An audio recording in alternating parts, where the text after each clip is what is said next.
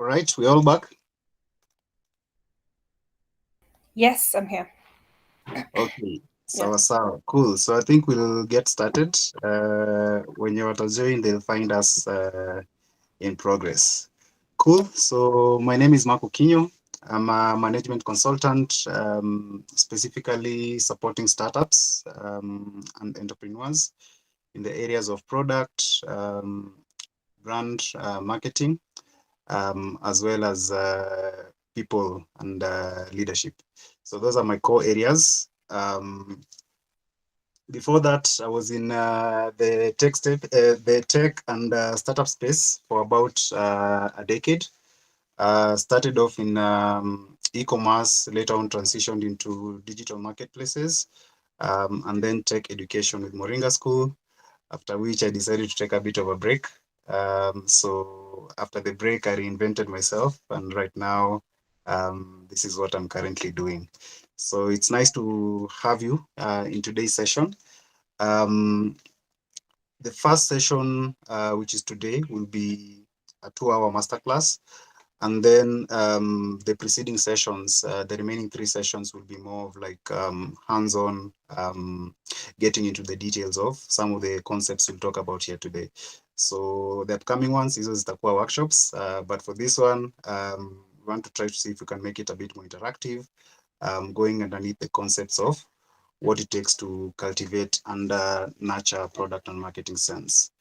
Tuko pamoja mpaka hapo? Any questions before we start? No, we're good. We're good. All right. Sawa.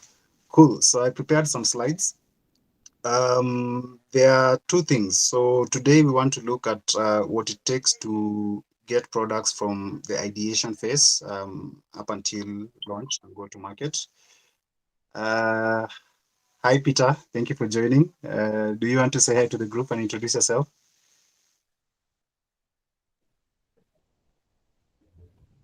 Hi everyone. Hi, Peter. Go ahead. My name is Apita. Sorry, I'm late. Tell us who you are and what you hope to achieve in today's session. Again, my name is Apita. I run an energy company. Okay, run a startup. And what I hope to achieve in today's class is how to take my product in the market better and to learn our mistakes. Awesome. Thank you, Peter. In the call, I have Caroline, who's also a product marketing guru and a consultant in the space, so supporting startups. We have Derek as well, who on the side supports the wife with a law firm, but he also has his own business that he's currently managing. So nice to have you today. We're just starting. So in today's agenda, we're going to talk about two things, but we're mostly going to focus on one. So there is product management, which is everything that involves planning, development, and launch and continuous what's it called, refinement of a product to meet customer needs and business objectives.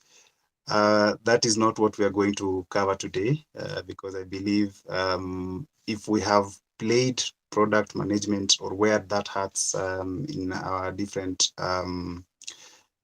careers, then we know how to, the steps that are needed to actually curate that. What we want to focus on today is the aspect of product sense, which involves the ability to understand customer needs, market dynamics, and product opportunities. So that's where I want for us to actually focus our energies on, because once we understand the fundamentals and the foundations of what drives customer decisions, when it comes to things like value, what does that word actually mean, and how do we measure it? And then how does that translate into business sense? So those are the key skills that we hope to cultivate in today's session. So do bear with me, be very inquisitive, ask questions, contribute even from your own experiences, so that we can have an engaging and learning session. So just asking for open-mindedness.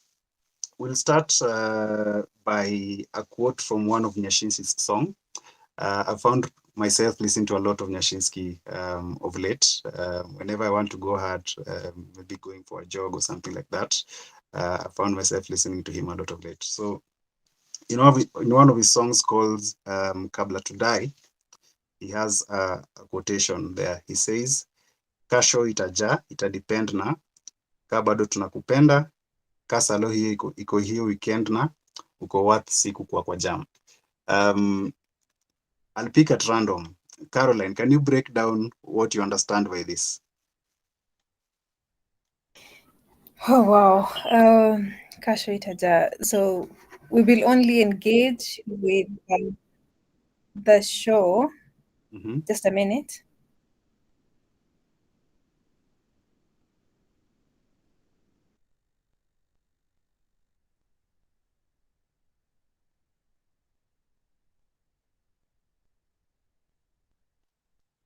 Sorry.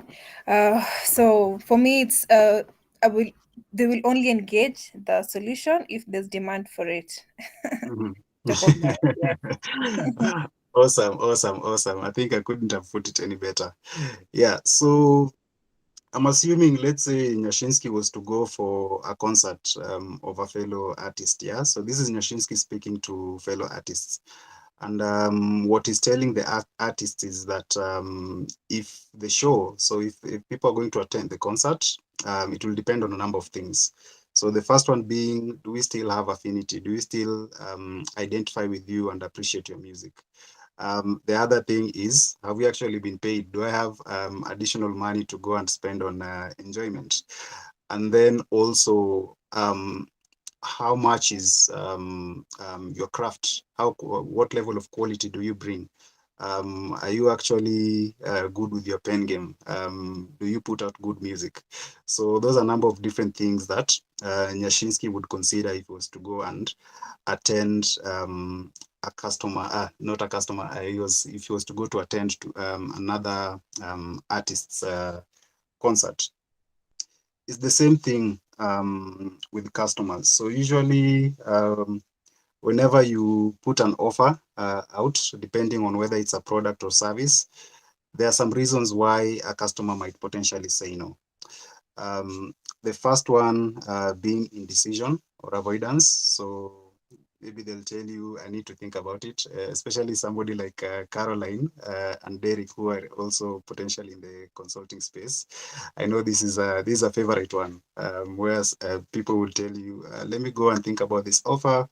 Um, right now is not really the right time. Another reason why customer says no is the money and price. So maybe we can't afford it right now. We don't have money right now to take this into consideration. Another common reason is permission, especially in the B2B space, where you find potentially maybe the person that you are currently talking to might not be the person who's making the decision. So maybe they'll tell you, I still need to go and talk to my boss. In the family setup, for example, if it's a huge purchase, maybe the husband might need to consult with the wife, maybe the wife might need to consult with the husband. And let's say if it's something to do with education, then potentially the student might also need to go and talk with the parents. So there are just some common reasons why customers say no. The other reason could be time. So right now is not really a good time. Maybe can you call me back in a month, 2 months, and such like. Yeah.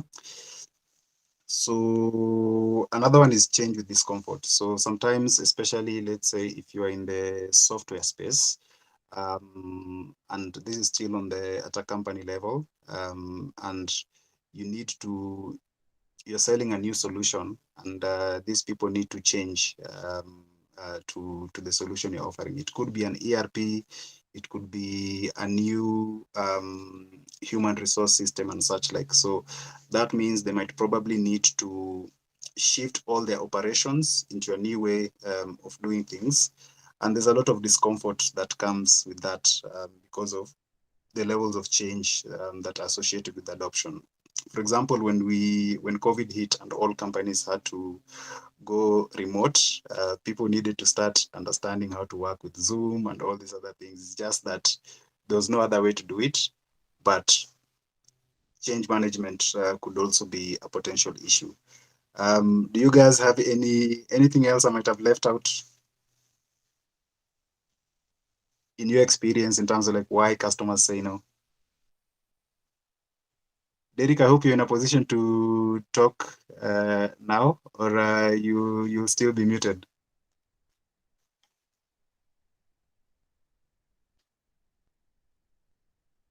Okay, sawa sawa.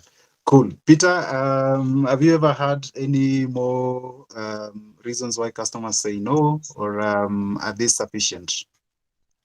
For me, it's mostly change, so yeah, it's sufficient. All right, sawa sawa. Cool. Another popular one is competitor offers. So especially if you're in a space where there are very many competitors, a customer might tell you that I know a place where I can find it for cheaper. I know a place where maybe I can find a better quality than what you're currently offering. So they give that as a reason to say no. So as we continue with this lesson, we want to see how can we actually create enough tangible value where we can turn these no's into yes from a customer perspective. All right, cool. So there are two types of customers. Yeah. So they're logical customers and then there are emotional customers. And then sometimes you find that there are people who lead in the middle. So they consider both. A good way, yes. So Derek is telling us in the hospitality industry and the law firm as well. They say that competitor offers is is a big one. All right, so we want to get into it, and then we can see how to offer that. So how potentially I want to illustrate this, there's a quote from a book called The Path of Least Resistance, Learning to Become a Creative Force in Your Own Life. It talks about two kinds of people. Yeah. So some people choose to go to college rather than choose to be educated, or choose to eat health foods rather than choose to be healthy. So this gives us an example of how different customers think when they're about to make purchase decisions. So when it comes to logical customers, maybe they look at things like price, quality, and the likes. For example, let's say if I was selling gym products, yeah. So there are people who believe that if they eat healthy, they drink water, maybe they lose weight. But there are other people who believe that for me to actually have a healthy lifestyle, I need to work out, I need to eat healthy, and I need to sleep. Yeah. So your goal as a product marketing person or as a business leader um, or as a product developer as well is to figure out for your key target customers, how do they make decisions and what drives their decision making. So do they veer more into the logical or do they veer more into the emotional? That will help you craft how to put value. So we want to look at the concept of value and how it relates to purchase decisions. Uh, who had to give up something to be here today? Peter, what did you have to give up to be here today? An appointment, You had to give up an appointment. What else? just that. Okay. Uh-huh. Derek, what did you have to give up to be here today?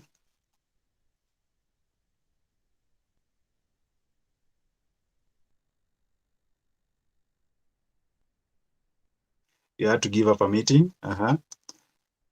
Nobody's talking about the money that they paid. An investment.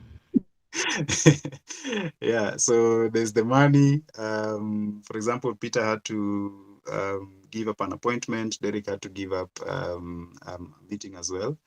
And you actually had to also invest the time to actually show up and be present as well. All right. So value for customers is the difference between the appreciation of a product or a service and what they have to pay for it. Yeah. So that means for you to be in today's session, you actually had to give up something with the hope of you being able to get some form of value in return. Yeah. So what you are going to get has to be bigger than what you're losing in the process. So that is what we want for us to actually get into it today, so that we can also understand the concept of value and how we can continue to curate that for our customers. All right. When I was growing up in the early 90s, there used to be a show called the Omo Pika Box Show. I think I'll just play the video kidogo and then we can get into it.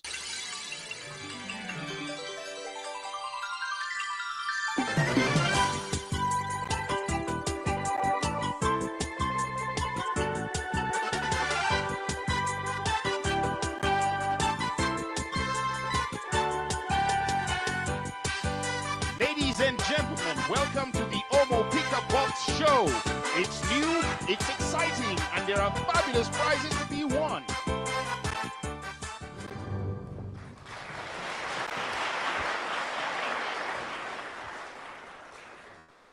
After the long break, we are back with a big bang. We're back with the only show that gives you a double dose of decadence, an ample amount of adrenaline, a pleasurable period of punishment, a thrilling taste of tension. Yes, it's Omo Pika Box, and it's bigger, it's brighter, it's better, it's bolder. Talking about winning, over to Eric for another lucky winner. The number coming up is number 90. Right, while they're coming up, please, Eric, another number.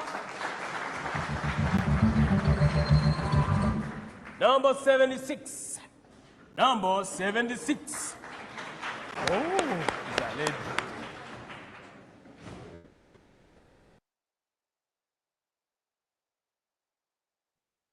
Awesome. So if you've watched Who Wants to Be a Millionaire, or if you watched any games or video shows that have a prize at the end, Omo Pika Box was something similar.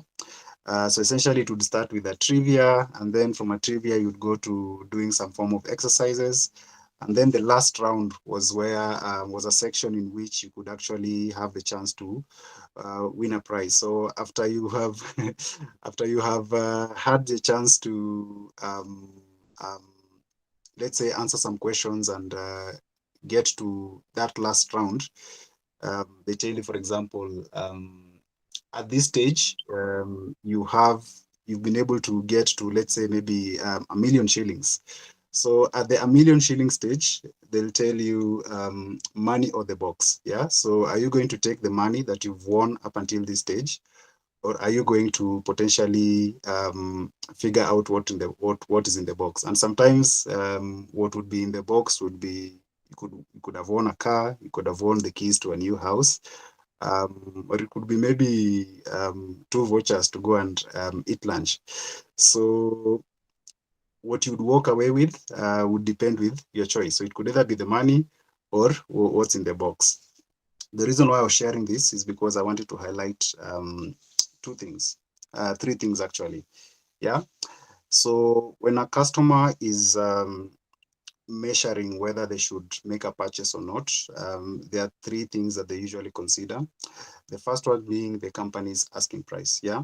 So the price is the difference between what a company charges customers to buy a product and the costs associated with creating that product. So if you are selling an actual tangible product, there are costs that go into that.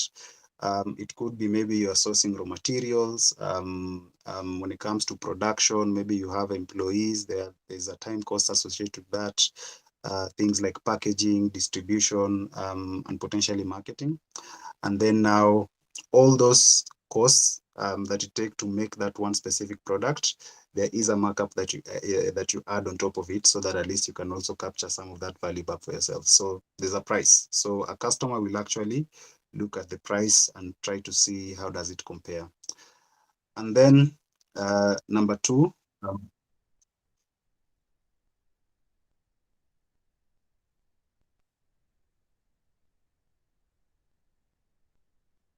I am seeing Joy in the call. Hello.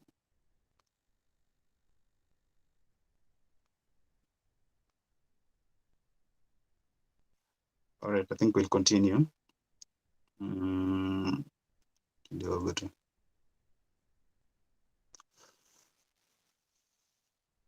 Okay, sawa sawa. All right, welcome, Joy. Cool. So the first thing that a customer considers is the price, and then number two, what is the gain and the delight that I will receive from getting this product. So this is the difference between a customer's willingness to pay and a product's actual price. So what they believe to have claimed from that transaction. So the example that we gave in today's session, there are a number of things that today's attendees had to give up to be here. Peter mentioned that he had to give up an appointment. Derek mentioned that he had to give up a meeting, and they both agreed that they also had to pay. Yeah. So that was what they were giving up. In the hope of maybe coming here today also to learn and acquire knowledge. So the knowledge acquisition was a higher gain than the things that they have to give up. So that is number three now, the pain, which is what we're calling the cost of purchase. So it is the opportunity cost for a customer when making a purchase decision, what they have to give up in order to get some form of value. Welcome back also, Caroline. Maybe you could also tell us what you had to give up to be here in today's session. Thank you. To be here, Mhm. actually, I had to drop off because a client needed me to address something. Mhm. We are launching. There's a product called Kiji. I think you Mhm. guys should know about it. It's a government platform to help youth secure jobs easily. So that's what I was like. I had to jump on call to tell them, oh, blah blah blah, and then Mhm. drop off because this for me, I'm prioritizing this masterclass going Okay. forward. Yes. Okay. Awesome. Sawa sawa. So we are all customers in one way or another. And whenever we go to make a purchase decision, number one, we always look at the price to measure if the gain of that purchase is actually worth it. Yeah. And then we also consider what we have to lose. Yeah. So it's almost like a balancing scale. And what tips the scale is actually the gain has to be higher than the cost of purchase. Sawa. So a short exercise for us, and this is going to be kind of like a group exercise. So I want for us to think about this scale that we have here. So in any industry or in any product or service category, you'll have your low priced services, you'll have maybe products or services that are middle priced, and then you also have your high priced products. So the question I have here, I think we'll start with the first one. How do you feel when a product is low price, middle price, and high price? So I'll start with Peter.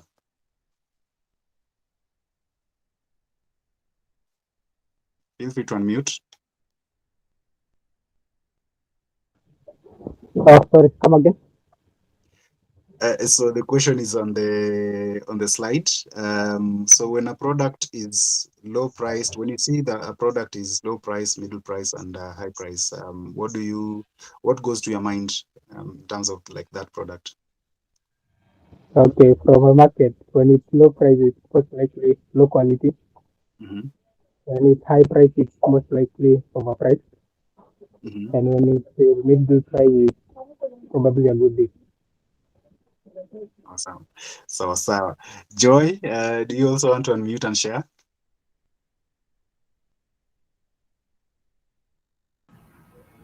Hi. Hi, karibu. I joined in a So bit tell late. us. Sorry. Okay, sawa. So when you go to whether it's the supermarket or if you're buying something online, if you see that the price is low or the price is high or maybe the price is just in the middle, what goes to your mind about that product or service? Okay. If the price is too low, I would question the quality. Mm-hmm. If the price is too high, I would know there is a niche probably they are targeting, and probably the quality is higher. But if the price is middle, then I would think it's fair, like it's considered. Okay, sawa.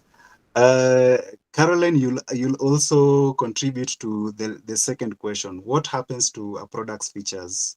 So, for example, if it's a phone, yeah. Maybe if I can do something. I'm in the hospitality industry, and low price means shoestring budget. Like for example, someone bootstrapping Airbnb, service is low. You don't expect fine dining. You don't expect that much. High price means luxury. It means someone needs you'll be chauffeuring them in a good 4x4 Land Cruiser. Um, you'll be putting them up in Kempinski, Serena Mara. Um, you'll be putting them in high. So high comes with high quality, low comes with low quality. Awesome. Very right. Very right. Thank you for contributing. Uh, Caroline, do you have anything to add on to that as well? For me, when it comes to like products features, I'll talk about the experience. And if for me, when a product is priced very low, I tend to look at it as a product that would offer a very horrible experience and a product that would waste my time, right?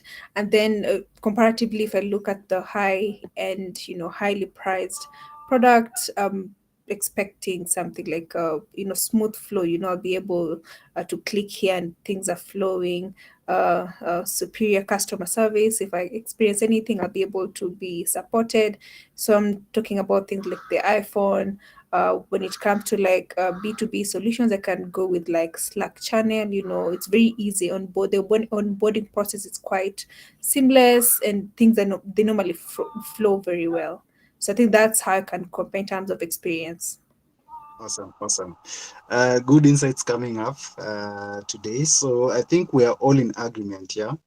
When something is priced low, then there are some potential corners that need to be cut. And then when also something is priced quite high, there's almost an immediate expectation that it has to meet a certain level of quality, and it has to provide some level of unique experience.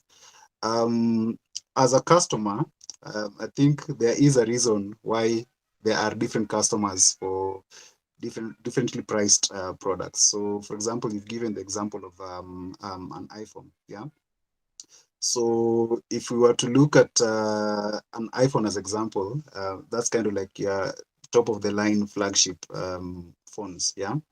And then at the very low end, maybe we have phones like XTG, the Infinix, and the likes. And then maybe in the middle is where potentially you have the guys like Techno, you have the guys like Oppo, Redmi, Redmi, and, or and Xiaomi. exactly, and Xiaomi as well. So for any product, customers who would pay a very low price, they don't care about differentiation. Yeah, they just need for the phone to, whether it's a phone or whether it's a service, it has to fulfill a basic needs. So here is where you'll find like, does it call, does it send SMSs, does it take a picture, and such like. Yeah, and then on the very high end, maybe you want a phone that can potentially be of higher productivity. So let's say if you're a business person, if you were to forget your laptop today and you just walked out, whether it's with your iPhone or your Samsung S23 Ultra and the likes, you still know that you're going to be covered because the phone has all the features you need for you to be able to um, um, still proceed with the objectives of the day. Potentially more storage, better build quality. If it was to fall down, probably it will survive because they're using better materials. and the likes. And then you also have your people in the middle. People in the middle tend to benefit because, number one, they're not getting very poor quality, but they're also getting some form of high quality. So, for example, if the latest phone today has the best chip, I don't know where we currently are, probably maybe Snapdragon 856 or thereabout, I'm not sure. But next year, probably, as the flagship phones move on to the latest chip, probably the budget phones will now be able to access. So it is still a flagship phone in terms of like the experience, the quality, the speed of internet access, and also functionalities and how it is optimized for the applications. But they're not losing too much by choosing not to pay for the premium price. It's the same thing with the customers. So if you want to serve a low price customer, then you have to make a decision to serve those people. If you want to serve a customer who's going to pay a higher price, then there is that expectation that comes with them. People in the middle, you can some sort of try to convince them based on the value that you're selling. All right, so now we've started understanding the concept of value and how a potential customer can weigh a product and its benefits. Now we want to see how we can curate a compelling value proposition whenever we're going out with orders. We're going out to make an offer to a potential customer. So how I look at it, I think we're all familiar with the rocket launches, yeah? So for a rocket to launch, it has to generate enough thrust to be able to overcome the force of the gravity. Yeah, essentially that is called escape velocity. So for a specific product, if you look at it in a similar fashion, you're actually helping your customers escape some of the challenges or problems that they have. Yeah, and it has to do such a good job that if the customer was to choose you or choose your solution, then they wouldn't have a need to actually go and look for another competitor. So it's like you're coming up with an escape velocity. And as a product manager, as a business who's um, in the business of either coming up with products or coming up with services for customers, there are two main ways you can choose to do it. The first one is through innovation. So if you choose innovation as a path, it's going to be difficult because it requires that you do something that nobody else has ever done. So that means more research, more creativity needed to come up with solutions, and then refinement. So refinement is more around you're looking and scanning at the competitive environment. Who are your competitors? Who is already existing in the market? How well are they fulfilling a certain need? Are there any challenges and dissatisfaction with the services and products that they're offering? And then you're trying to see if you can actually come up with a solution that offers slightly better utility and service for a customer, such that they would now choose you over this other person. So the next thing we want to go at is now understanding what kind of problems customers actually care about, so that whenever you're going, and especially for you, Caroline, as you are supporting different startups who are coming up, sometimes I think as a consultant, you also get to know the level of involvement you're going to have when it comes to a new sorry kidogo. Can see there are guys who are still paying for the session right now. Yeah, all right. I think we'll give them the video. So tuendelee tu.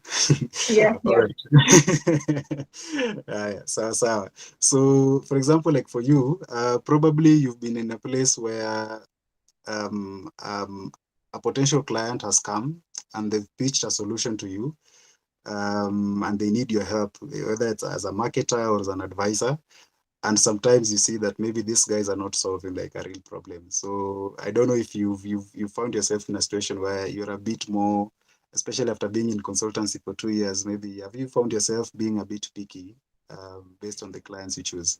Yes, yes, yes. And mostly I tend to engage clients who have sort of gained momentum. So if you've gotten a couple of customers, then Mhm, clearly somebody is deriving value from your solution. If I mhm, see that you're really struggling, because most of them haven't attained product market fit, so they're just mhm, like between building the solution and working towards attaining product market fit. So most of my clients actually fall mhm, between that stage.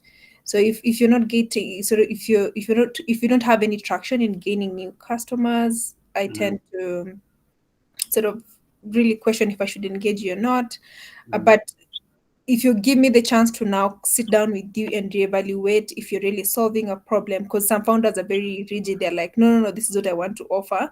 But then you're mhm, telling them, just sit down and actually engage some of your target customer segments and ask them, just like with interviews, you can be able to uncover a lot of things that you're missing. And then if this isn't working, you can pivot to now a new direction. Yeah. awesome, awesome. All right. So when it comes to products and services, you're coming up with a solution, and usually you'll find a customer will pay you to solve a problem that they can't solve themselves. Yeah. They are paying you to do things that they are willing not to either spend the time to solve, or maybe they don't have the experience and capacity to do them to do that as well. Luckily for us, the guys at Harvard came up with a matrix that we can actually use to identify whether your product is solving a real problem or not. So it can fit in any of four different boxes. The first one is unworkable. So this segment refers to customers or markets that are challenging or impractical to serve effectively. To give an example of an unworkable segment is, for example, a brand like Mkopa Solar and what they're doing. So we know that KPLC has been in Kenya, I don't know for how long. I think when I was born, I found KPLC in place. But to date, there are still some places where they are yet to electrify and get the services there. So, for example, like even in my up country, um, the closest power line is probably, let's say, like 3-4 kilometers away. Yeah. And for segments like that, you find that it might be impractical for KPLC to also invest in the resources to have the entire grid cover those places. Potentially, maybe because the the market economics don't make sense. And for such audiences, you find that they are potentially overlooked. So here comes a brand called Mkopa, and we know that electricity, having access to power is an enabler. Yeah. That means you're able to, number one, maybe use better tools, have maybe more capable phones. You can have access to TV and get information. Potentially, maybe you can have access to internet. If you are a farmer, it means now if you have available solar, then you could actually potentially start hatching your eggs and selling the chicks and such like. Yeah. You can use the solar to pump water, making it more efficient, so that you don't have to either go and dig another borehole or maybe fetch water from the river and such like. So unworkable segments, these are segments that people have essentially ignored in the past because it might not necessarily make financial sense. But if you, as a business, and you are able to find ways in which you can provide similar value so that they're not left behind, then if you are able to capture that market, then you are able to create tangible value for them, and you're also able to make money. So, for example, we know with the solar lamps, business can go a bit longer. So if you go to this to the market, especially in those regions, you can find that maybe instead of somebody having to close at around 7, maybe they can work even up to 9. So that is an example of unworkable segment. Clear? Or we need to dig into it a bit? That's clear. That's clear. Awesome. The next segment is an unavoidable segment. So this segment represents customers or markets that are essential for the success of a product or business. An example here is the e-citizen platform. So I think, was it last week? About last week, and there was this issue about e-citizen being hacked and M-Pesa being hacked and us not being able to access services. Yeah. So in life, there are a number of things that are unavoidable. I think death is one of them. Um, Taxes are the other thing. Yeah. So unavoidable segment. So for example, if you are in business, yeah, we know there are things that you have to do. There are things to do with compliance.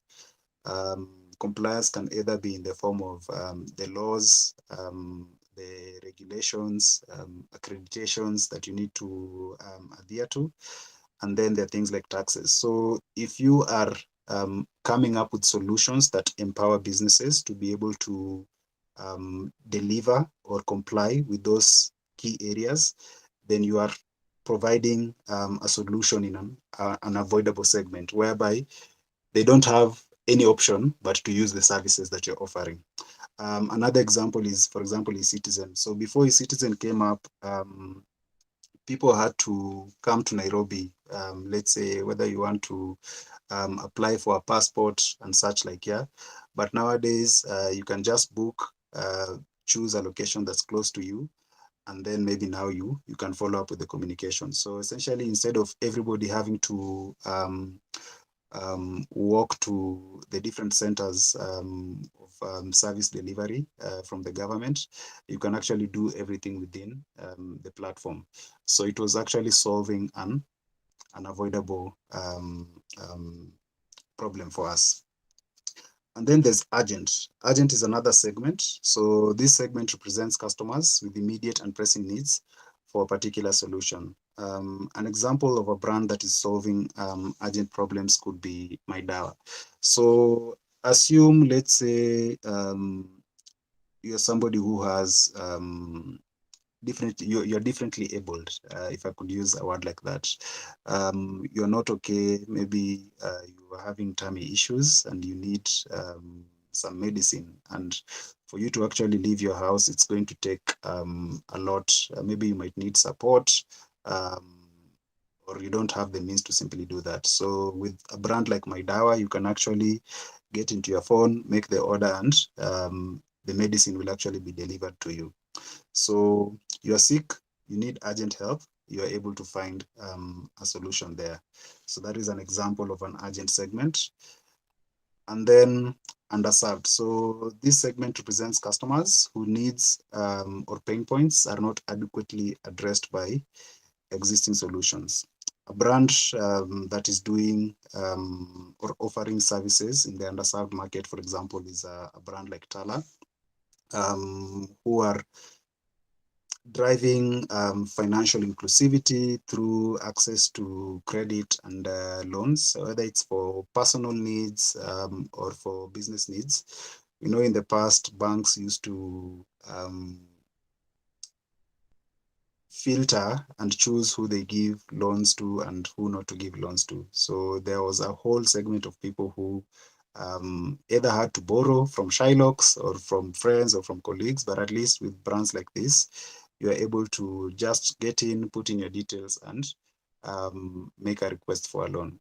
So essentially, if you are a startup or if you are coming up with a business idea, if it takes any or most of these boxes, then you are potentially solving a real solution. And if it's just in the idea phase, this is potentially how you can actually see if your product will have a high likelihood of adoption compared to just maybe coming up with a solution to a problem that nobody has. Any questions on this segment before we move on? Or comments? Where would the luxurious products fall here? Aha, so very good. That's a very good question. I wouldn't put luxurious products here per se, because they fall under a different category called value-based products. Yeah. Yeah, And okay. yes, and I think towards the end we might discuss value-based products, because as now when you want to go to market and you're discussing, for example, your pricing strategies and whatnot, there is that element. For now, we've talked about cost-based products where you've created this value, it has costed you this much to get this product to market. So how much are you able to capture? So for now, we're just looking at products where the customer is actually measuring, should I spend on this or not? Yeah, sounds good. Another question is, Mhm. where would, let's say, for example, you want to build a solution for the aging population. Mhm. At the moment, the median age in Africa is what, 19, but we will always age. And maybe if you want to build a solution that is going to serve the aging population, maybe 10 years, 20 years, like years to come, because Mhm. this is something that they're going to need. You've Mhm. looked at the Mhm. market, this is the solution they're going to need, and Mhm. nobody's talking about the aging population. Mhm. Where Mhm. can we categorize this? Yes, so for aging population, I'd probably put them underserved. It could be underserved or urgent or unavoidable as well. That's why I said it could potentially tick one box Or or more? more boxes. If you have Okay. more boxes, then it is better. So let's break it down a bit. Underserved because, for example, let's say when it comes to matters health, yeah, we know the older you get, the more problems start coming up. Maybe you start losing your eyesight. Watu wengine wanajipata na diabetes. um, if you fall down, the risk of permanent injury also happens. Yeah. Yeah, yeah. So when it comes to things like, for example, like insurance, essentially you find like the older you get, the harder it becomes for you to actually find insurance because you are in a risk category. Yeah. So there's that is how potentially maybe a solution like that, we might consider that audience to be underserved. Unavoidable because, like you've said, we will all age, we will all get to that, we'll all get to become the old and gray-haired individual. So that means we might potentially start planning. So still in the insurance and financial industry, this is where maybe you find people entering into things like endowment plans. So yes, I'm putting some money aside today, um, where I know that at retirement, there is some payout that I'm going to get that can also help me live comfortably. So you're starting to, you're paying now, but you will reap the rewards later on. Um, Urgent, it can be an urgent situation. For example, let's say I have my parents or you have your parents, and for one reason or another, maybe they didn't really take very good care of themselves. So maybe they never invested. Um, um, they might have invested in people, but not necessarily themselves. So you find like maybe the point at which they are going to retire, they don't have anything of their own. So now potentially that responsibility is going to fall onto you to take care of them. So that essentially now becomes an urgent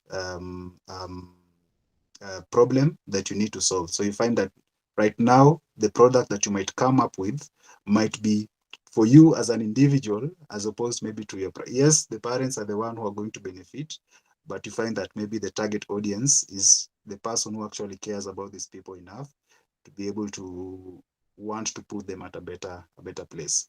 So depending on what your solution is, it can fall into any of those boxes. But if it ticks a couple, then that means you're actually going to create more value and it's going to become a bit harder for people to say no to your offer. Okay, Is that sounds good. Yes, yes, sounds good. okay? Sawa. Anybody else has a question on this before we proceed? Peter, Joy, we are together? Let's get together. Okay, sawa. All right, cool. So now we are going to look at competition, yeah, because we are not operating in a vacuum, and especially a country like Kenya, where you come up with a solution today, tomorrow 3, 4, 5 people have entered into the same market. If you open an M-Pesa here today, somebody sees that maybe you're getting a lot of walk-ins. Before you know it, you'll have a lot of similar shops opening right next to you. So we've looked at the value, the concept of value, and how a customer makes purchase decisions. And we also try to see how to curate compelling value propositions. So now, whenever you are in a competitive battle, there are a number of different things that come up. Yeah. So we're going to look at 2 or 3 concepts. One of them is called the sea of sameness. The other one is differentiation and distinctiveness. So,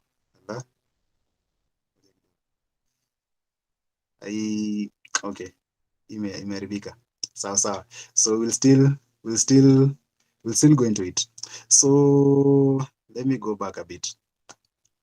Who has ever been number one at anything in life? Carolyn has ever. How did it feel when you're number one at something? It felt amazing. Mm-hmm. Yeah. Peter, what about you? I felt good. Same thing. Enjoy yourself as well, yeah? Yes, felt good. Yeah. So it feels good to be number one, whether it's in school, whether it's in a competition. Um, However you look at it, like when you are that person who has the spotlight on you, it does feel quite good. It's the same thing in competition. Yeah. So when you're the biggest player in your industry, it does feel quite good. Uh, when you're also better than anybody else in the market, it feels good because it does feel like you have quite some competitive edge. And then when you're the fastest person also, it does feel like you have like a lot of bragging rights. Yeah. Essentially, when it comes to competition, um, I want for us to veer away from bigger, better, and faster. The reason why being the biggest player in your industry, being better than everybody else, and being faster than everybody else is because you sort of like create a best practice. Yeah. So we are all familiar with the concept of best practices in an industry. Um, when you come up with best practice, it means that you're setting the standards for that industry. And when you set the standards for that industry, everybody is going to start working towards getting to your level by implementing similar best practices. Yeah. A good example, for example, I can use a company like Toyota. Yeah. So back in the days, when just industrialization was starting to pick up, um, Toyota started to see, okay, how can we maybe ship more cars out there? How can we get a bigger market share? And what they decided to do was try to see how they can effectively become more lean and also reduce defects. So what they did is, for example, if in the assembly plant, let's say I have a machine that is able to make 20 doors in an hour. And then when the car body comes and gets to the assembly point, my workers are only able to, let's say, fix 15 doors in different cars within that hour. That means for every hour that goes by, we have about 5 doors that are being left underutilized. So essentially, Toyota trades so that if in an 8-hour day, that means there will be 5 times 8, that's 40 doors that will not have gone onto cars. That creates wastage in the form of business because work has been done, but there means there's something that's lying idle in the assembly plant. So they started now automating some of these processes where the inputs and the outputs are actively matching. So if this machine gives me 20 doors, by the time it gets to the next stage, 20 doors will have been fixed. And in doing so, they started pushing more cars and getting in terms of like increasing their revenues and getting a larger market share. But what that did is other companies started now taking note. Okay, so mechanization can be a game changer when it comes to improving whether it's quality, reducing defects, and also reducing the cost of doing business. They started implementing that. So it's the same thing in business. Yeah. If you're trying to serve the same customers and meet the same needs and sell at the same relative price, what you have is you don't have a strategy. You are in a competition to be the best. What this means, for example, if we remember Safe Border, yeah. So Safe Border came into the Kenyan market, and they did things that had never been seen in Kenya before, where they were able to have riders who are a bit clean uh, than the ones we are used to. Um, as a is it called a pillion, or as a passenger, you'd have your helmet, you'd have that thing that you put in the helmet so that you can maintain your levels of cleanliness.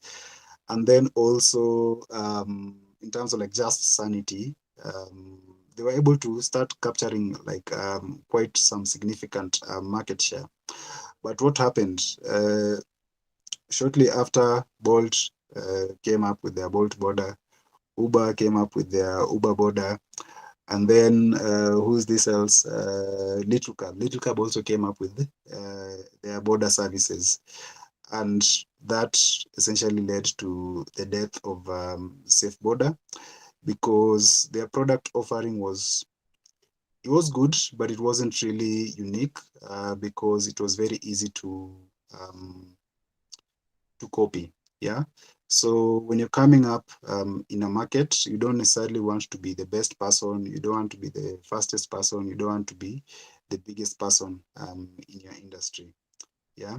We want to see how can you actually create lasting competitive edge that can ensure that you get and are able to actually sustain competitive edge. So we'll talk about two brands here. Yeah. So sorry, I messed up these slides. It's not going to punch as I wanted it to punch. I think I over edited them, but let's continue. Who's familiar with these two brands? Uh-huh. Peter, can you tell us what you know about Starsoft? Uh, because the first Amazon student to hit the market. Mm-hmm, mm-hmm. Awesome. So yes, so when we are growing up, there used to be a brand. It's still there, called Starsoft. Hii ilikuwa ya wale watoto wametoka wametoka from those nice backgrounds. So it's essentially a fabric softener, and it has a sweet scent. Mostly ilikuwa inatumika for children's clothing, although people also use it for other things. And they led the market for quite a while. Yeah. And then around 2005 and thereabout, Hako Industries, kina Kirubi, wakakuja na Sourcesoft. And at the time, they were using the same container, same phones, and same everything. So these people, they started having a competitive battle with each other. I think there was even a case with the Competition Authority of Kenya um, by Colgate saying that these guys have actually ripped off our brand, uh, and they should stop, they should cease and desist from using similar styling and whatnot. Yeah. So if you're coming up with a successful formula, what you can expect is that people are going to imitate your brand. Yeah. So if you are the fastest person, if you are the biggest person, if you are the best person, those competitive advantages, they usually become very difficult to sustain because, for example, if you're the biggest, what if your competitor finds an investor that has more money than you? That means they might potentially be able to poach your people. They might be able to even get a better R&D department, and because you've shown them the winning formula, they can actually get significant market share from you, which is what happened to Safe Border and the likes. Yeah. So those are things that you always need to take into account.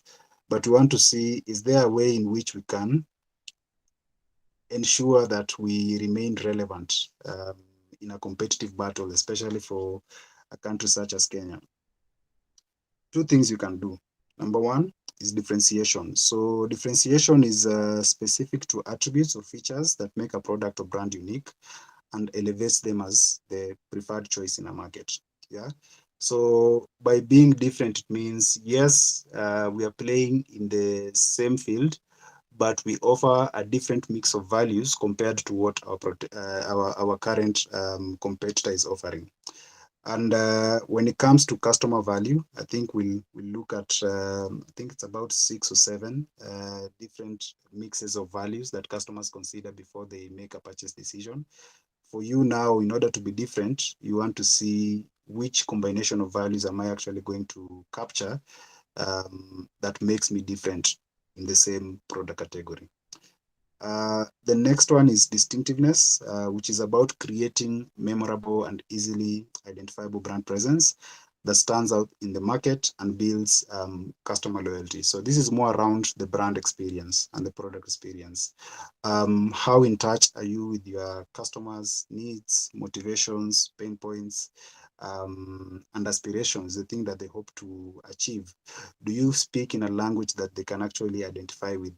And are you, for example, to the question that Caroline raised, where we know that we are growing and at some point we will all be aged. So as I'm going through the different stages of life, does this brand still continue to offer me value in the different stages? Maybe there are things that you used to buy that you no longer buy because either you've outgrown them or they're no longer as important. But if you are a brand that's coming up with real solutions, can you actually create that distinction, that uniqueness about you that can make you stand out, whereby even if I wasn't the one who is no longer buying it, I would recommend it to somebody who's at the same stage maybe I was 2 or 3 years ago. Is there any questions around differentiation and distinctiveness or comments, maybe from your own experiences? Yes, Peter? For me, it's a question. Mhm. In your opinion, what would have this board advantages? That's a very good question.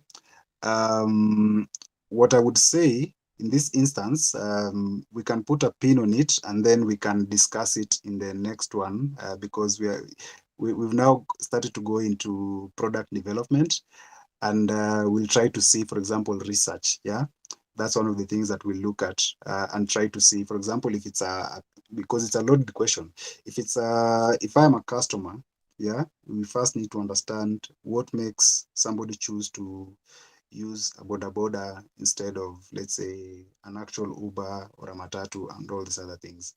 That involves being able to actually do some bit of research to understand what is the decision trigger. And then now from there is where now you create the value. Because once you understand that, even if another person comes in the market and they offer a similar service to you, you actually understand what is the right combination of value elements that you can include to ensure that this customer sticks with you. So I'm unable to answer that right now, but we can make it an example that we can actually dive a little deeper in the upcoming classes. Uh, yes, Peter. Okay, sorry, last question. Mhm. In terms of differentiation, does it mean you just have to keep being the best? Not getting you quite clear. Okay, I'm asking in terms of the differentiation point, Mhm. does it mean you have to keep being the best? Does it mean you have to keep being the best? Is that the question you're asking? Yeah. No, no, no, no, no. Differentiation just means you're offering a different. So when I say value elements, so customers have about 6 key considerations when it comes to value elements. So the first one is price. Yeah. So they will look at the price. The second one is utility. So what level of service am I actually getting from this product? The third one is brand. So for example, when you have the things like your iPhones and the whatnot, now the value-based products that Caroline was talking about, do they actually value that? Yeah. The other one is choice. So some customers prefer to have choice in the sense that before I buy this product, I need to ensure that I've looked at all the options that are available. Yeah. So, for example, if I'm going to, let's say, buy coffee in the supermarket, I know probably Java is up there in terms of like the quality of their beans and whatnot.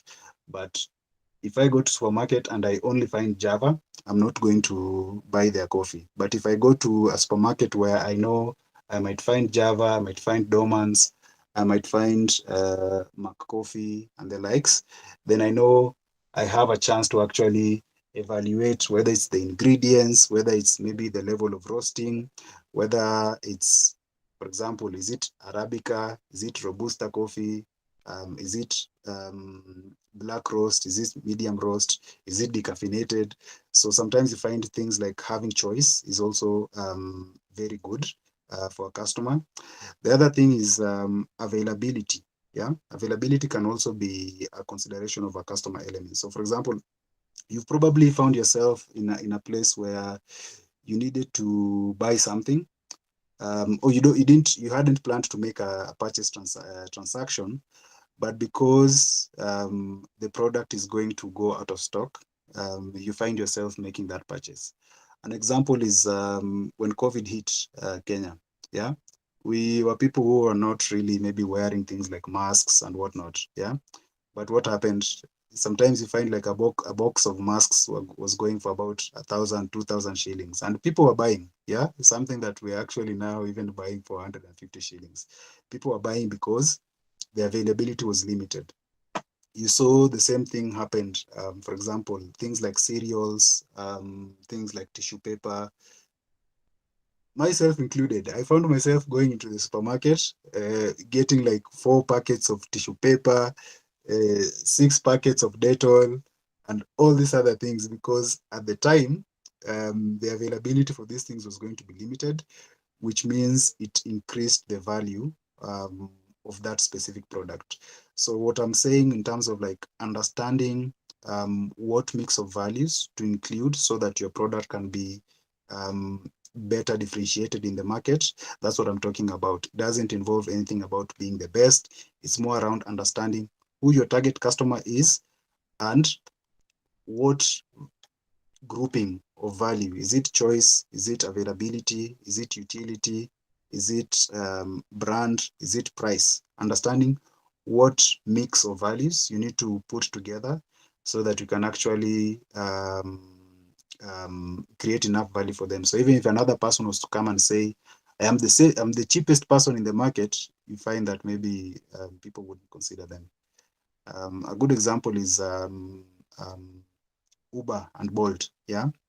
So there've been issues with Bolt. Yes, we know that they're the cheapest in terms of pricing, but every once in a while you hear complaints around safety, especially for women who are riding at night. Every now and then there'll be uh, a complaint when that relates to either conduct of the drivers or the safety. Uber doesn't have similar issues because for them maybe they've seen that when it comes to things like safety. That's why if I'm in a trip and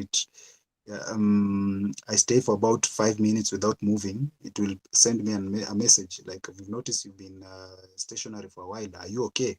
Do you need help? And things like that. So it's more around understanding what matters to your key customer and then creating that mix for them. So even if another person was to come, it becomes a bit difficult. And then now how you ensure that they stick with you is through the distinctiveness, which is more around the memorable experience. So the brand experience, how do you engage with them? So it's one thing to come up with a unique mix, but it's another thing to actually engage your audiences and form a relationship with them. I hope that answers the question.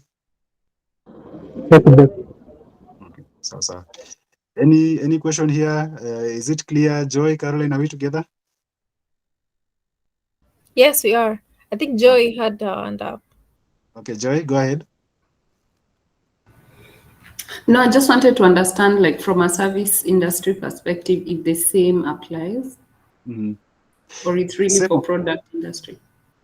same applies. So, for example, Uber is not a product per se, but they're offering a service. Yeah, Safe Border was also offering a service. For service industry, I think probably the value mix that would matter a lot would probably be the brand. So, for example, going to a barber shop in the estate versus, let's say, going to Betty Kielo's barber shop, I expect maybe different treatment. Yeah. And then maybe potentially find even the activities that a different supplier chooses to do versus what you're doing could potentially be different. So maybe let's say maybe in Betty Kielo's barbershop, maybe they have a masseuse. Maybe somebody can they have the patience to actually consult you around how do you maybe like your hair to look like, nini hizo vitu zote, which level of quality do you expect and such like. So that means by offering a different set of value mix, then they're able to even maybe charge more for their services. Whereas if I was just to go in a barber shop in the estate, maybe they'll still shave me well, but I know that it's just go there, sit there, get shaved, pakwa spirit kwa kichwa, and that's it. Maybe nimetoka hapo nimeparara, ama they're using cheap what's it called, aftershave and the likes. So it just depends with who is your customer. That is why we started with the, remember this section, yeah, you understand who is your, for the customer segment that you're targeting. When it comes to matters price, are they people who are driven by low price? So I want to save as much as I can save.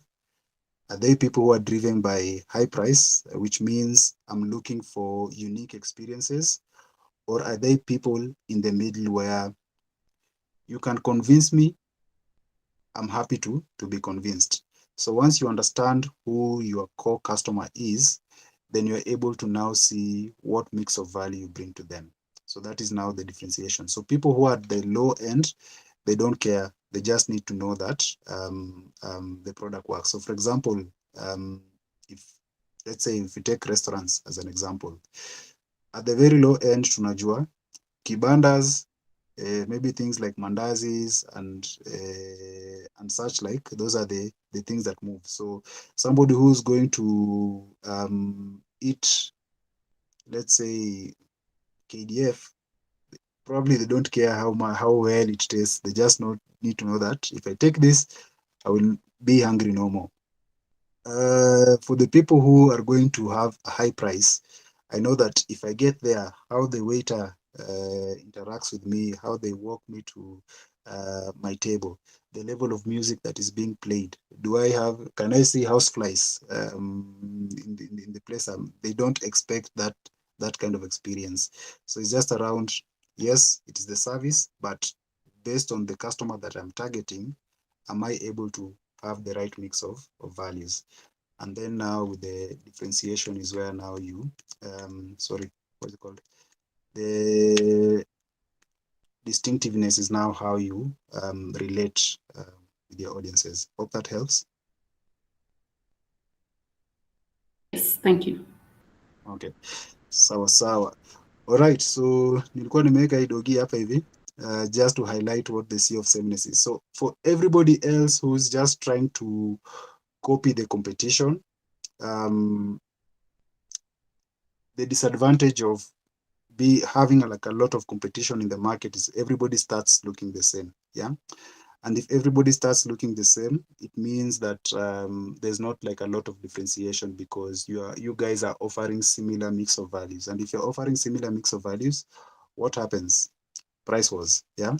So you have to reduce your prices so that you can maintain your market share. But if you're reducing your prices, that means you're not able to capture more value based on what it takes to actually deliver that value, what it costs to actually deliver that value. And if your margins are reducing, it's only a matter of time before business going boom. So government introduce new taxes and whatnot, and then wipes your margins even further, and then that becomes an issue. What you want is to be different and to be distinct. So to better highlight that, we look at the adult beverage industry. Yeah. So specifically lagers. So a lager is a kind of beer that is made with a type of yeast that is suited to the bottom fermenting. So misi kunywangi, but I think I understand what they're talking about. So the yeast in aqua at the bottom, and then it's like it takes time to start fermenting. So inakuja to the top, and that gives it a unique blend in terms of like how it looks like and how it tastes like, and also the alcohol volume. So we look at 3 brands to better understand the concept of distinctiveness and differentiation. All right, so tuko na Pilsner, tuko na Tusker, and we also have Heineken. Yeah. So the average price for these products. So we have Pilsner going for around 219 shillings. We have Tusker going for 220 shillings. And we have Heineken for going for 280. From the price, what can we already pick up? Caroline? Heineken tastes better. I don't know. I also don't drink. So from just the packaging, I can assume that Heineken tastes better. Mhm. I don't know. Because I Okay, love the okay. packaging. It looks very crisp. It looks very crisp, yeah? Yeah. Okay. And you're also expecting maybe for it to taste a bit better, yeah? Yes, compared to Pilsner. Okay.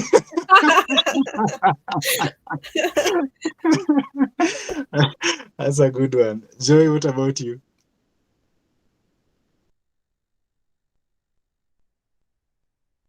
Joy, you with us? Yes, I'm just formulating my thoughts. I guess Heineken does stand out for 2 reasons. I think even in terms of the color combination, in terms of the brand, it kind of looks not local. Okay. Yeah. Awesome. Awesome. Aye. Sawa. So let's get into it. So differentiation. So for differentiation, we've talked about coming up with a different mix of values.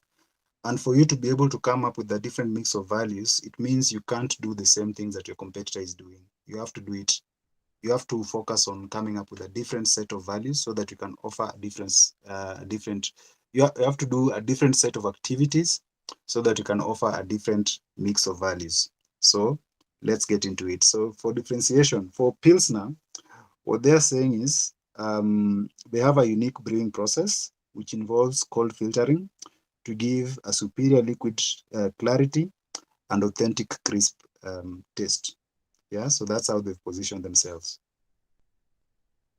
For Tusker, what they're saying is the barley is from the Savannah and the Masai Mara. They're getting their spring water from the Aberdare Mountains, and all the ingredients and the yeast is sourced locally. So from this, I can already see that maybe there is some level of care and even quality in terms of like how they've chosen to source the ingredients that they're using to produce this product. For Heineken, they're saying it contains just 3 ingredients. So barley, hops, and water. Hops is it's kind of like a flavorant. It's a natural product inaongezanga flavor fulani. So Karen aliongea juu ya taste. So kuna hiyo hops wanaongeza hapo. And then the beer is horizontally fermented and then a proprietary A yeast is added. So three things. We know that when it comes to very superior products, sometimes it's even more around the simplicity. Yeah. So hapa pia wanakwambia tu it's just three things, and then also how is the beer fermented. So usually when we saw how the lagers are created, fermentation the yeast inawekwa kwa bottom, yeah, and then it takes time to reach. But if the beer is horizontally fermented, potentially inamaanisha maybe the yeast has more chance to um, dissolve ama itwaje, the chemical process it's more uniform kwa sababu it is covering more surface area, yeah. So kitu imelala flat versus kitu imelala straight, yeah.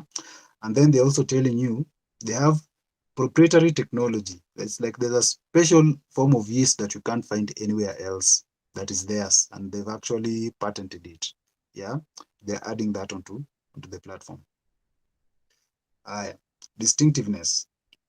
So we said differentiation, different mix of values, which requires for you to do different activities. And then distinctiveness, we said it's more around the brand experience and the relationships you create with your different audiences. Yeah, creating something that's memorable. So for Pilsner, their positioning is Bia Imara Kama Simba. So it shows up in their branding, where you can also see like there's some sort of like majestic nature to it. And when you think of a lion, probably there's an image that comes to mind.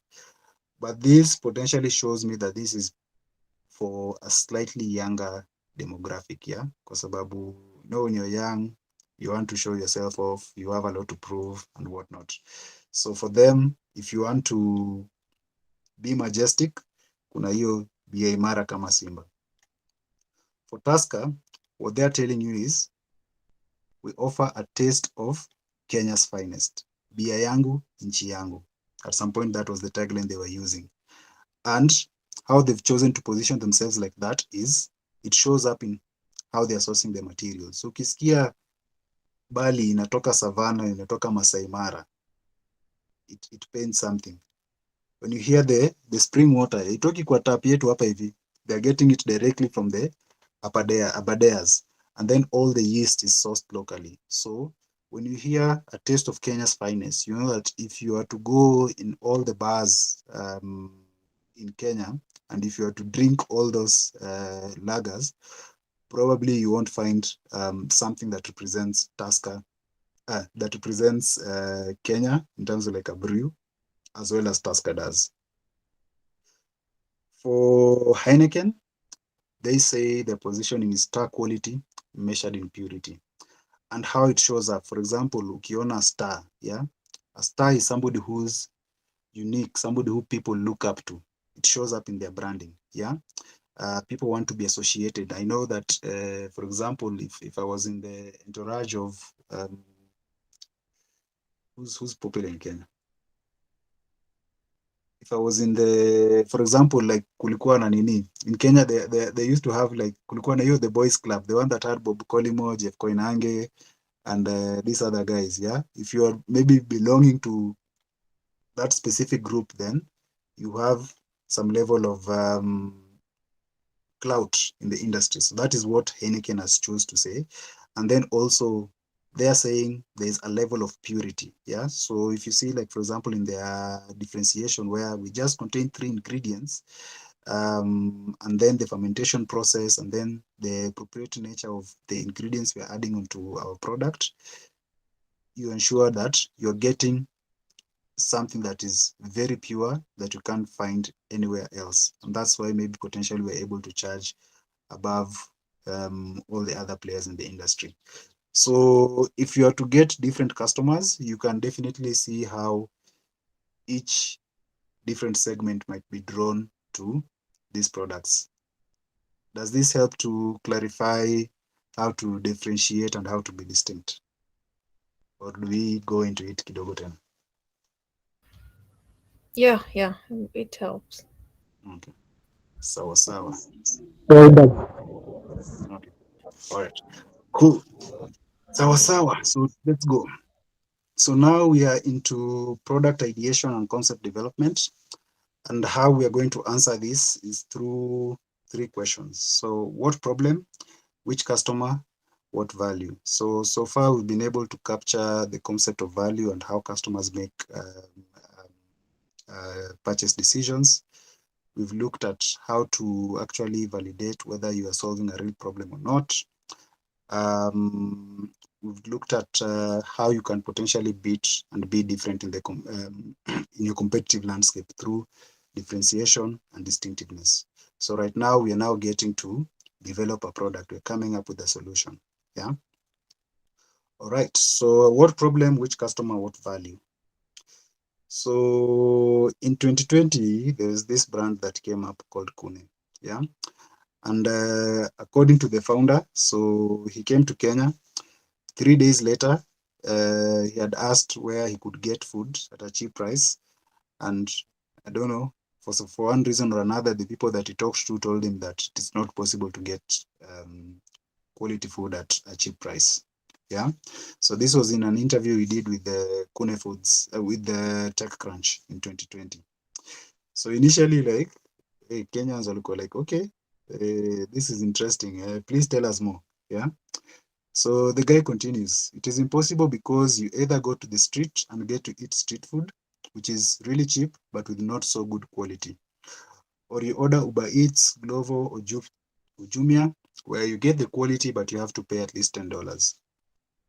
So for Kenyans who are loyal with the Kibanda and who know exactly like the level of quality we get at the Kibanda, there was like more confusion. And once conversation started to pick up, this was the reaction of Kenyans. So we had somebody saying, I look forward to him burning through that 1 million USD in funding with nothing much to show when Nairobi shows him how it works. And true to this, exactly a year later, the company closed down. So we have the CEO saying uh, they were able to sell about 55,000 meals. They acquired a couple of customers, but because of environmental and situational challenges, the business model was not going to hold. If this guy could have just done his research well, he could have seen what he was actually competing against or the problem that he was actually replacing. Yeah. So in Nairobi alone, there's a research that was done that found that we have about 30,000 vibandas, with each kibanda serving a minimum of about 60 people per day. Yeah. So if you do the math, that comes to about 2 million people in Nairobi just eating from kibandas.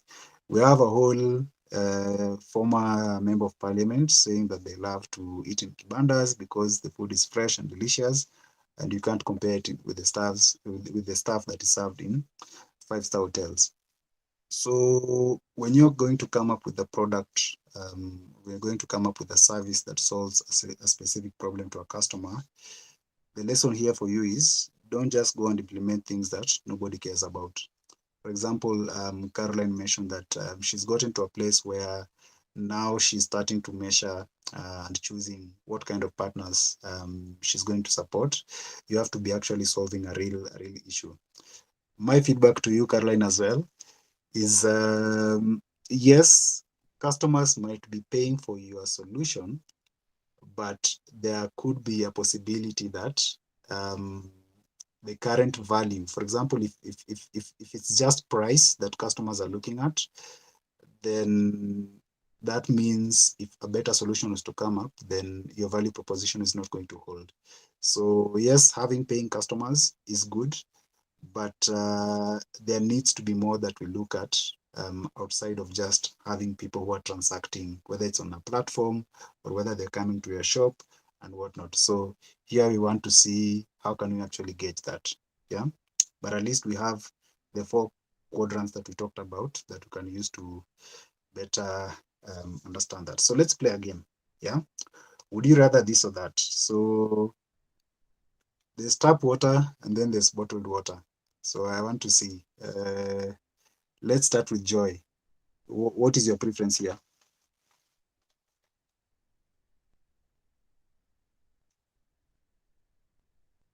Joy?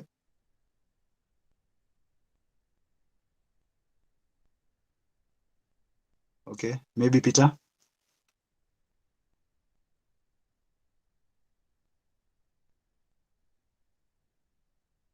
Did I lose guys? Hello. Yeah, go ahead. Tap water is okay. Tap water is okay. Why? Uh, I'm comfortable with the sauce. You're Comfortable with the sauce. you're comfortable with the tap. Yeah. Why are you comfortable with the tap? Okay. Question is, Mm-hmm. for the point of the bottle, yes, I mix bottled water or which carry. Yeah, maybe you type your nini Yeah, I atukupati don't vizuri think I Kali. can hear him. Yeah, Maybe his yeah, speaker, he can get a better speaker. yeah. Maybe get a better microphone. Caroline, what about you? What would you go for? For me, I'd go for tap. Mm-hmm. Not Tell us tap, why. sorry, where am I pretending here? Bottle.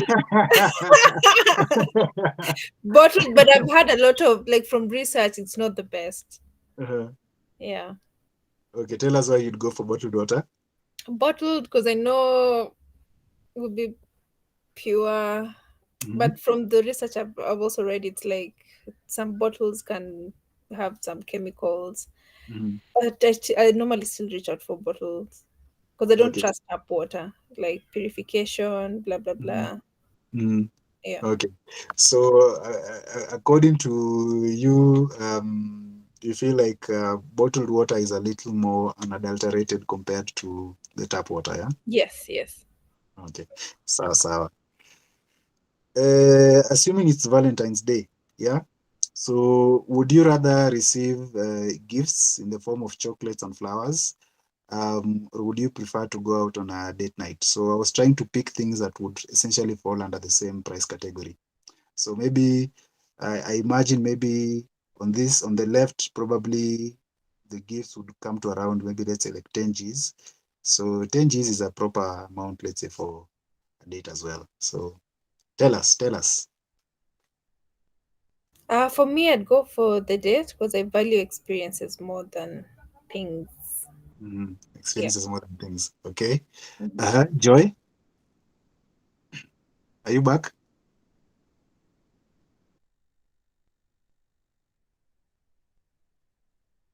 Okay. I think Joy is not with us. Uh, Peter, maybe you can type as well. So Kara ni mimi na wewe sasa. Tunaendelea. I Haya. know. All right. So there's Nini. Okay, Peter also says he'd go for the date. He values quality time. Okay, naona hapo love languages. All right. So there's this new trend. Apparently kuna gloves za kuoga. There are washcloths that have been curated in the form of gloves. And then there's the other traditional one that we are used to. So what would you go for? Peter, you can also tell us. Type. Gloves, obviously. I have a pair of white gloves I use. They're really Amen. nice. They I do was the trying to keep job. it. I was trying to keep Exfoliation. it. Uh-huh. Yes. I think I saw it on Ati hakuna gunia. Actually, I saw it. I think Joy Kendi watched her YouTube uh, Uh-huh. channel, and then she was using that, and she has like amazing skin. So I was like, yeah, I'm going to use these gloves, and I've been Uh, using them like for what, the past 2 3 years or so. Works oh, perfectly. Yeah. so there are actually people who use these things. Yes, I have a white one. My sister has a green one. Uh, Yes. hey, so it's just so when you're with gloves, it's just like you're touching yourself. Yeah, like you just feel like you're cleaning your body way better.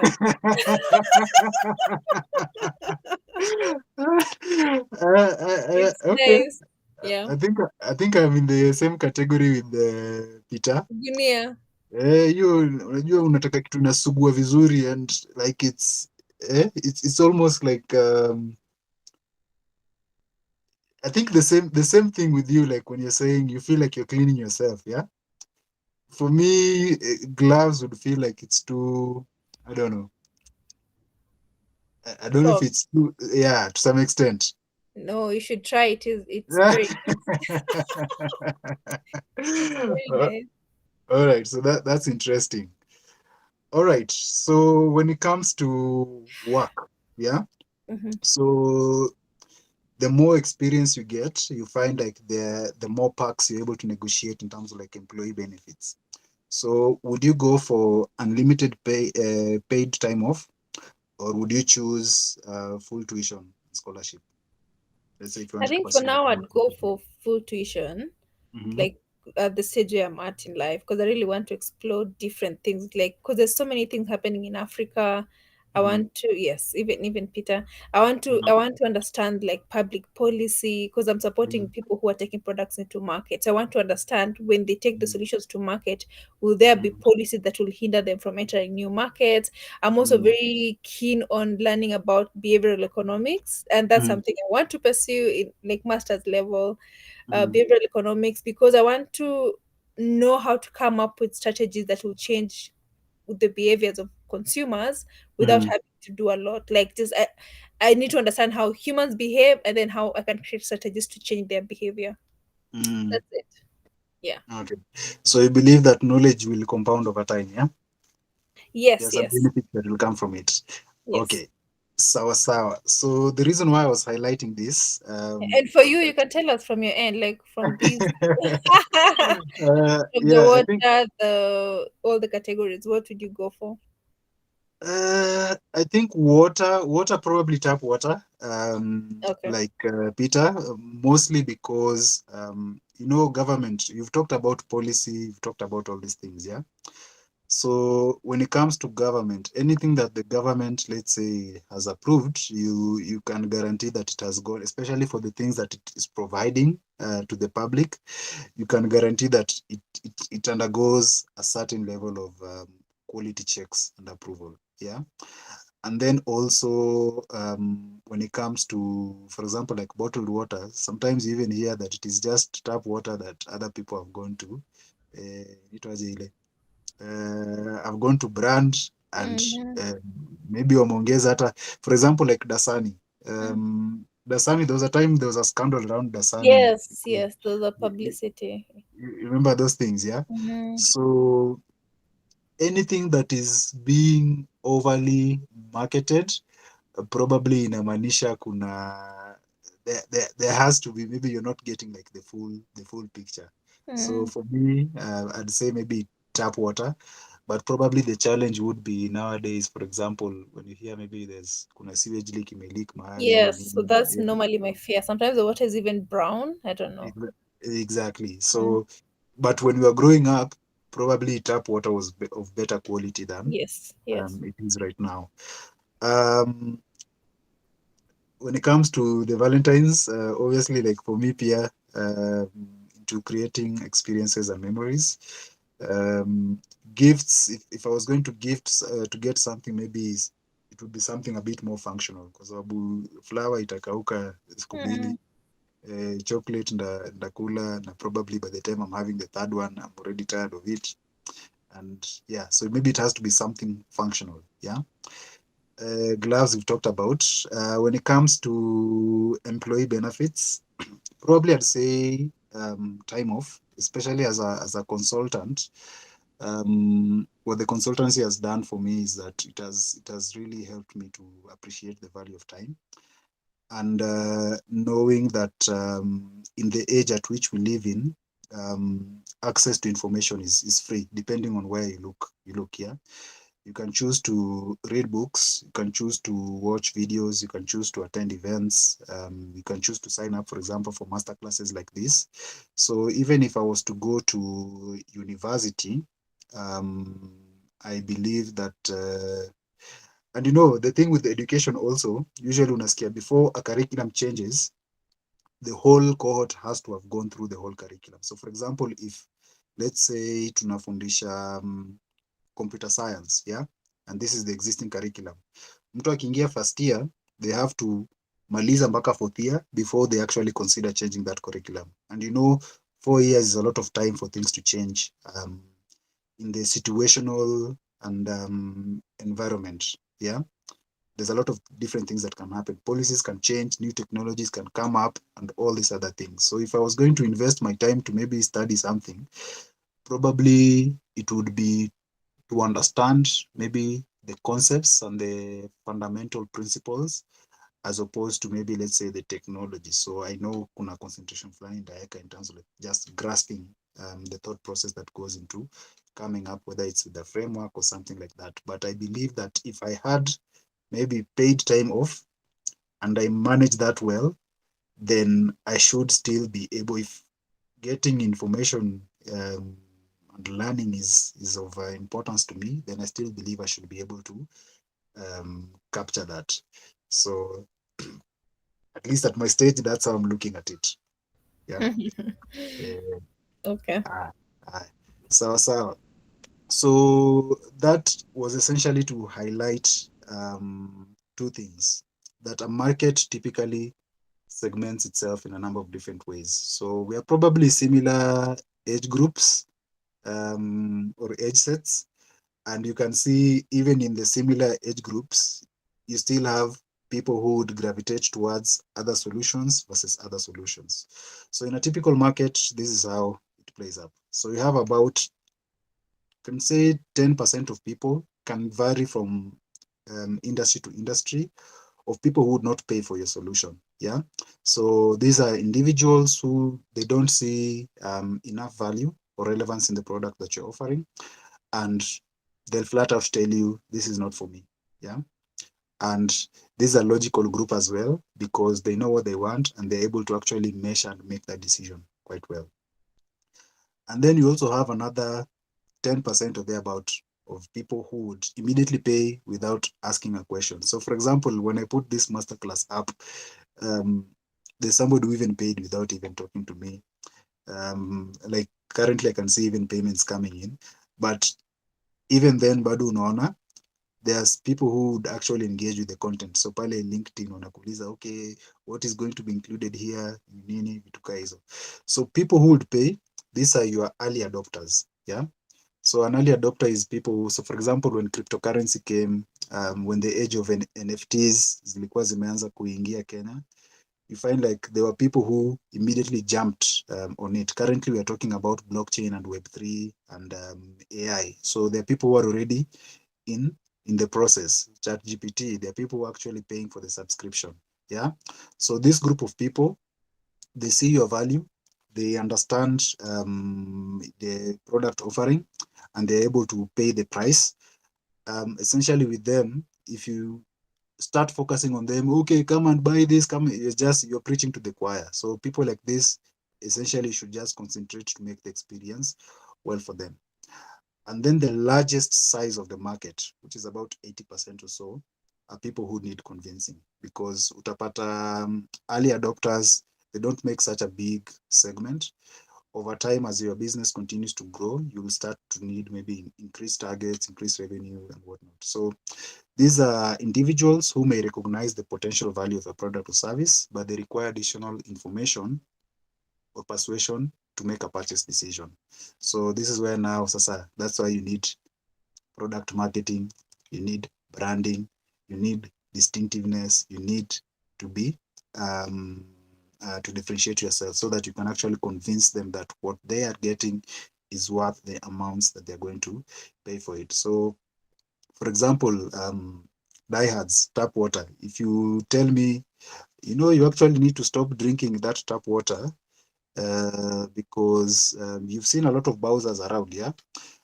These people, where are they getting their water? Probably they are getting into the pipelines, and they are they are making cuts to those pipelines, and that is why maybe you don't have water in your house. So that means potentially the water is not coming from the source, inakuja, and then something happens in the middle here that exposes me to risk. So you've essentially now started convincing me that, okay, maybe I need to start considering the bottled water. Yeah. Ikikuwa kwa date night, yeah, maybe it's a nini, it's Valentine's, it's coming maybe on a weekday, and I know that I have either a high pressure deadline that's coming up, or potentially maybe I'm in school, for example, like in your case, like you're saying, you want to do some bit of masters here and there. You're saying, okay, maybe I might not have a lot of time to actually go out on a date because I have to dress up, I have to wear nice clothes, I have to actually get there, spend the time there, then make my way back. Maybe it's not very needy. So it just depends with the situation, and then where does your customer fall. So hapa sasa tunaanza kuingia sasa kwa communication tactics na nini vitu zote, but just wanted to highlight that even within similar segments, a customer will fall into any of these buckets depending on what is happening around them. Tuko clear mpaka hapo? So is this applicable to B2B if you're targeting businesses, or this is specific to customers, like the margins or percentages? Same thing Okay. for B2B? Percentages, like I've said, percentages would probably differ based on industry and business model. Okay. For B2B, potentially, let's say, for example, something like tech. Yeah. We know tech is needed to provide solutions, make work easy, and help us reduce costs. Yeah. So if I was reaching out with a product for a tech company, I know that if I am helping them achieve those maybe 3 objectives, then I don't need to do like a lot of convincing because they're also in the tech industry, so they're able to adopt. But maybe if I was to go for a traditional company and I need to maybe convince them that they need to move into an ERP that will now help them to start complying and getting their books in Implementation. order. Yeah. And maybe they don't even have the expertise. That means Change for that, management. Yeah. exactly. So Yeah. that I need to do a bit more convincing for a company like that than maybe another one that is maybe a bit more tech focused. Mm. So it's more around it helps you understand the level of work that you need to do to get a Mhm. customer over the line. But also, it doesn't necessarily mean that you need to overlook any of these areas because there are different personas. So kuna influencers, kuna cheerleaders, kuna gatekeepers, kuna decision makers. There are all those other things. We saw reasons why people say no. So sometimes you find like maybe somebody else is the one who's making the decision. Yeah. So you need to understand how do you actually can you convert somebody who would not pay to be an influencer? Maybe it's not for me, but I can see your value and I would recommend it maybe for somebody who's at this stage. Yeah. So you can just try to see how to work your way around. Yeah. Yeah. All right. Tunaweza extend kidogo. Maybe 10, 15 more minutes. Yeah. That's okay. Okay. All right. So we've talked about what product, what problem, what product, what value. Yeah. So you want to understand how this can play out by looking at 2 brands from the early 90s or late 90s to early 2000s, and want to follow their journey and see how they're able to get where. So, for example, Safaricom, what problem were they solving? So, Safaricom is a brand that started at Telcom Kenya. That's where they started. And their objective, being coming from a parastatal, was to make communication more affordable to Kenyans. Yeah. Unaona sa government inaangalia kila mtu. Affordability to all Kenyans. Kensel, at the time, they wanted to improve the telephony services from the national carrier due to vandalism. So back in the day, before copper was outlawed, yeah, selling of copper was outlawed. You find like watu walikuwa wanaingia kwa manhole, they would be making cable cuts, and then maybe a whole locality loses connectivity. So this means that if somebody was to have a business that is very important for them to have something like a call center, then they'd be losing money. So the mobile technology, Kensel was trying to focus on that specific demographic. All right, which customers? So we've said there are different sets of customers who would pay for your product depending on what it is you're selling. So Safaricom, because they want to make communication more affordable to all Kenyans, they were targeting the general population. So growing up, kulikuwa na call box, hizi ma telephone booths, yeah. And sometimes you'd go to the telephone booth, unaweza pata line hata watu kama 10. You have to wait until everybody uses that, and then you get your chance to use the telephone. So they were trying to see, can they actually create a solution for that specific customer? On the other end, Kensel was looking for upmarket community, rich business people. These are people who already have phones in their homes, so they're already connected to landlines. And potentially maybe wako na mobile phone hapa na pale. I think at the time a mobile phone was, I think, around 250,000 Kenya shillings. So you can imagine that is who they were targeting at the time. And then what value propositions? So for Safaricom, because affordability is what drives the innovation around the communication, they came up with per second billing, which would ensure that you only pay for what you use. Yeah. The value proposition for Kensel on the other end, because they're targeting a market community and business people, it's unparalleled voice quality and data network. So that is how, in the initial development, that's how they position themselves. So let's follow this journey tuone vile iliendelea.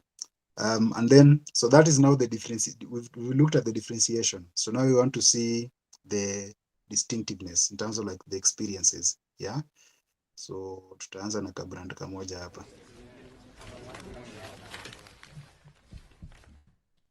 Well, on our side, we feel the talks have gone well, and we will respond to your points within 1 week. First of all, let me say, my combine harvester is full of fish. Furthermore, strange bananas paint pictures in my head. I'm sorry, I think I may not have understood. Would you say that again? But of course, the goats understand more than you know. I am a chocolate biscuit, Twinkie Twinkie. In life, the value of clear communication cannot be underestimated, which is why the Yes mobile phone network gives you access to the latest international GSM technology so that everything you say comes over loud and crystal clear. Sorry about that. Sometimes pink elephants float through my marmalade.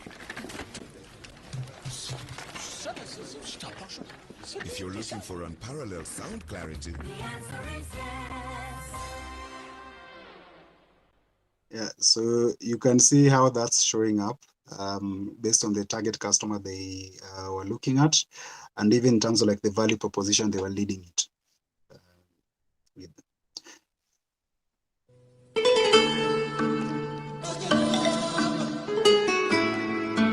Of all the skills that Kenya needs to grow strong and healthy, the most important of all is the ability to communicate. Without it, we'll still be crawling while the rest of the world is striding into the future. That's why Telkom Kenya has been created to help build Kenya's local and global telecommunications by launching state-of-the-art services to cover the entire nation.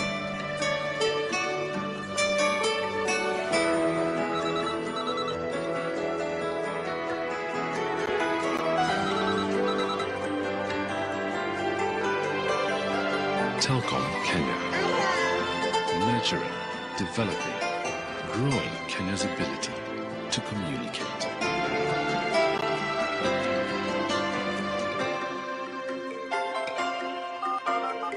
Telkom Kenya.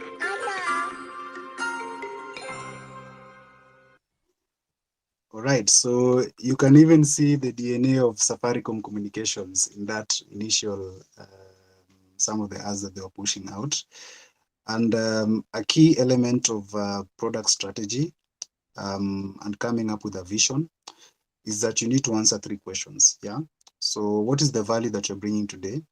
How do you want to improve in the near term? And how could it look like 5, 10, 20, 30 years into the future? So if we look at the two brands, so kuna wenye walisema for them their target audience is upmarket individuals and business people, and they're leading with business clear sound clarity and data network. And then on the other end, you have your Safaricom / Telkom Kenya, who for them it's more around making communication affordable and accessible to all Kenyans. So even in the ad, you can see they're trying to improve Kenya's ability to communicate. Of those two companies or products, which one do you feel had like a bigger vision? Telcom, obviously. Telcom, Kenya. Why so? So they captured. I feel like they were very clear on. Oh, I think first of all, Safaricom's and Telcom's adverts are normally very emotive. Just looking at that ad, felt very like it would compel me to take action, and take up the services.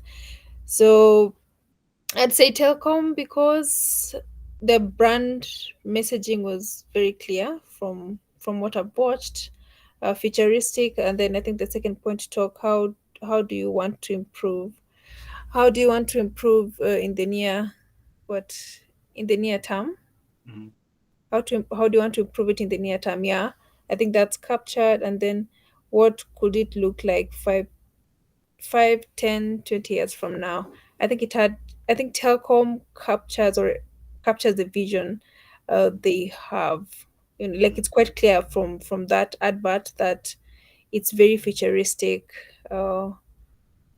Yeah, I think that's what I can pick from that. Okay. So two elements of a vision, yeah. A vision talks about the destination. How will the world look like after you've changed it? Yeah. And then the mission is the steps you take to get there.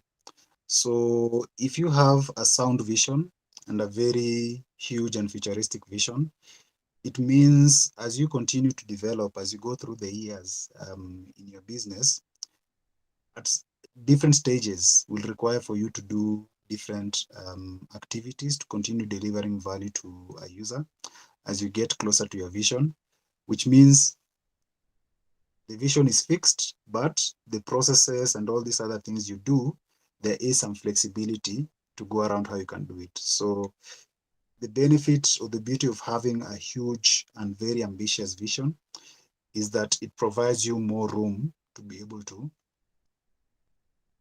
identify, experiment, test, fail, learn, do it again. When you have like a very narrow focus, for example, ushasema unparalleled sound quality and data network, and then you're targeting businesses, at the time especially, how many business did we have that could actually afford, let's say, to have internet and let's say a dedicated intraje landline and all these other things? Probably not so many of them. Yeah, Yeah, very few. exactly. So unapata kuna it defines the levels of success you'll have. So this is data that I pulled from CCK, and we can try to see now in terms of like product. So a product usually goes through a number of different phases. So there's the ideation and development phase, where you are doing your research and you are starting to mash up the values together, trying to see which product features do people need. Is it price? Is it availability? Is it the functionality? Is it the branding element? You're trying to see how you can actually bring those mix of values together. And then now you go to market. So this is where now you have your minimum viable product. You introduce it. You want to see, okay, do I have people who are actually willing to pay for this? Once you've already started kind of like validated the market, and then you now start scaling. So I want to increase the numbers. So this means maybe diversifying your product portfolio, going into new markets or developing the existing markets that you have. So more customers or more transactions, more revenue. And then nature, anything that is alive, lazima it might come to an end. So do you maintain place yenye plateau, ama do you find other things to do that can help you continue to refine and deliver value? So according to Safaricom, because they want to make product value communications more accessible, 2001 they already started introducing the 100 shillings credit. At the time, Cancel, I think the cheapest credit card they had at the time was around 600 shillings. So this already shows you who these two businesses are targeting. And then after that, they launched Simu ya Jamii. So Simu ya Jamii, instead of going to the call box, because the call box was still suffering issues around vandalism, yeah, cards, maybe the yellow pages, unapata mtu amerarua. So some of them were mostly not working, and then they were not being repaired on a frequent basis. So Simu ya Jamii, they'd get agents, and that's actually how M-Pesa started. So they'd get agents. I come with my phone, I put it outside the gate, and then people can come and call. And then they introduced per second billing around 2004. So Cancel, because their strategy, they were in it to make money, which shows in terms of like how the audience they selected. 2004, they had already sold the business to Celtel. Yeah. So that just shows you Pali Bado vision is not very clear. As they are doing that, Safaricom notices that yes, people now have phones, but they don't have money. So how about if the people who have money can actually be the ones who are calling the people who don't? So they introduced either you can share credit with the people, your close friends and relatives, or they can use the please call me service to actually get notify you that they want to talk with you. So they did that, and then you can start seeing M-Pesa now was launched because now what happened was that once in terms of like positioning, because Safaricom would go to places where there'd be more people, the estates, the bus stations, even in terms of like their go-to market, they were very specific in terms of like who they were targeting. Then also, okay, maybe right now we have about, I think there's about 7 million people in our networks. Yeah.